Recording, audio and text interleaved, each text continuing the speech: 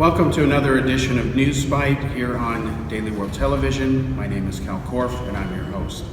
Outgoing French President Francois Hollande has said that the European Union and the nations of Europe must unite together to fight against Donald Trump and his policies, quote unquote.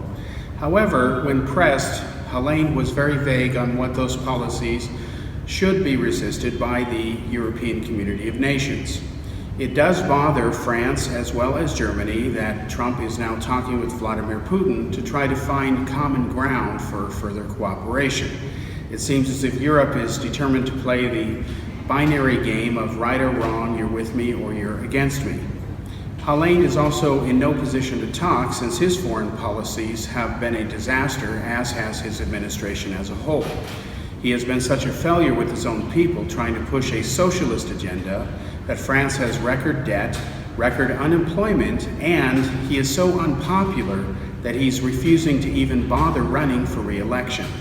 Because he is not going to bother to try to get re-elected because he knows he cannot possibly win with an approval rate of roughly 7%, this leaves two far-right candidates to replace him. It's only a question of who will do it. In other words, France is not going to choose the French voters between two candidates or three or four candidates that represent a broad spectrum of views. Instead, the contest is between two far-right candidates.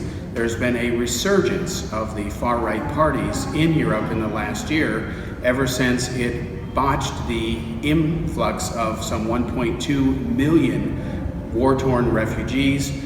They were not settled properly, and of course France has suffered several terrorist attacks since then. The terrorist group, the Islamic State, has infiltrated some of those refugees and has actually smuggled in some of their operatives posing as refugees who have then gone on to commit terrorist attacks.